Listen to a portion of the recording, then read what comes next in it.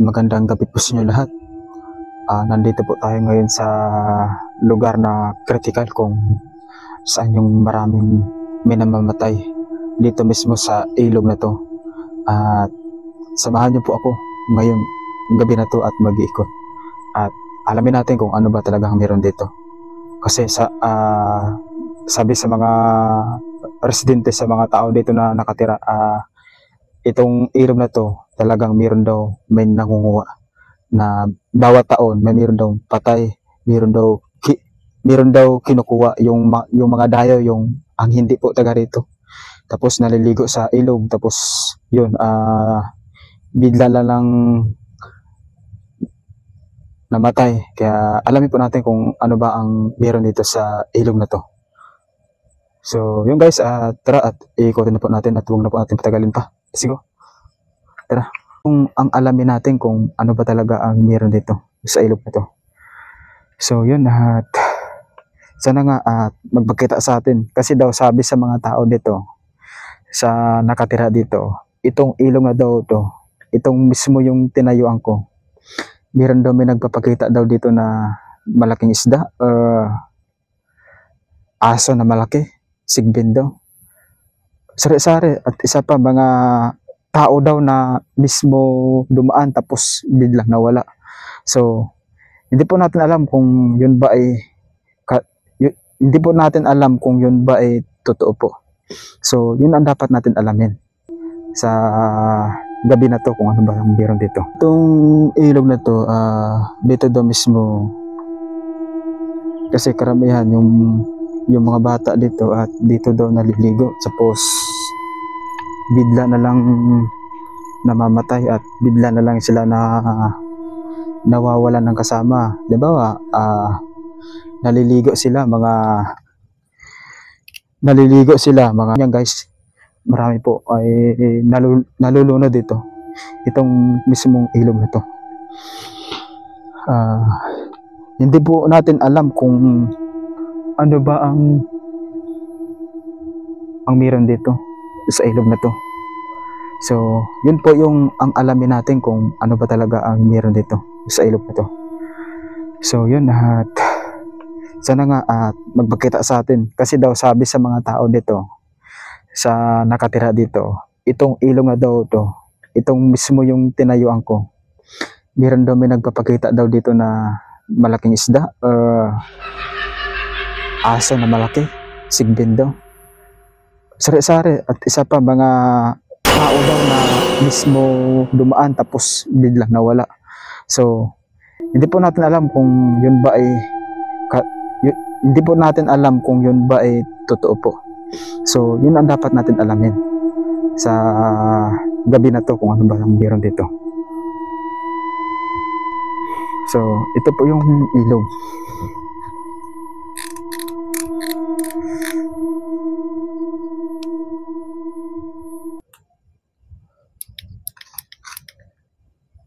Yan po yung ilog.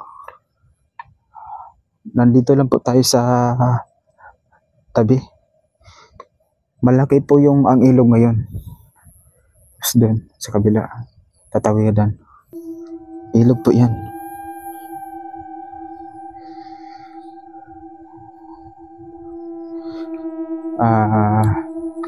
Yun lang yung masasabi ko sa nanonood ngayon. Pakiramdaman po natin kung ano ba ang meron dito sa ilog na to. Dahil itong ilog na to, karamihan sa mga sabi sa mga tao, at itong ilog na to, taon-taon daw meron daw may nangunguha talaga. Ang ibig ko lang sabihin guys, yung mga dayo lang na naliligo po dito, itong mismo ilog na to, taon-taon po dito po kinukuha po yung buhay nila. So yun po yung ang nakapagtataka, na hindi po natin alam kung ano ba talaga ang meron dito sa ilog na to. Grabe, nakakatakot, di ba?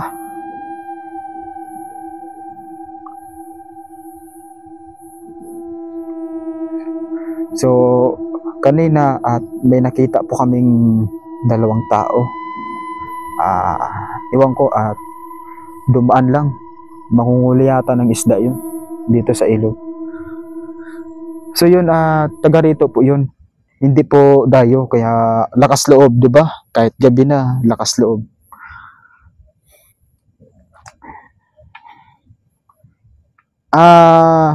Sa nagtatanong pala dyan, alas 11 pala ng gabi ngayon.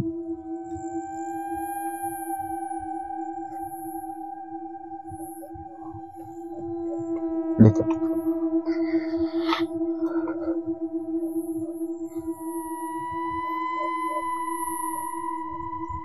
Malaki na yung lumaki bigla yung ilog, oh. Pasensya na kayo mga guys kasi dahil medyo malabo yung camera ko. Oh, di ba?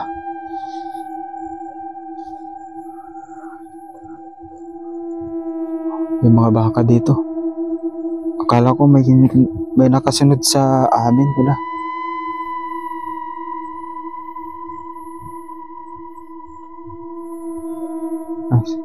Yan.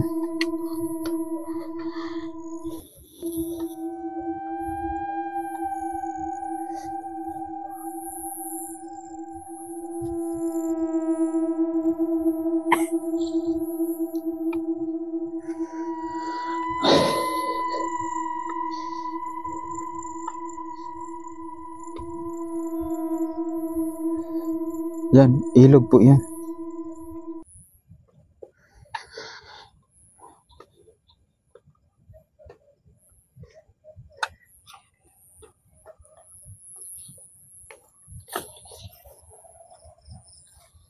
Ilog po yan.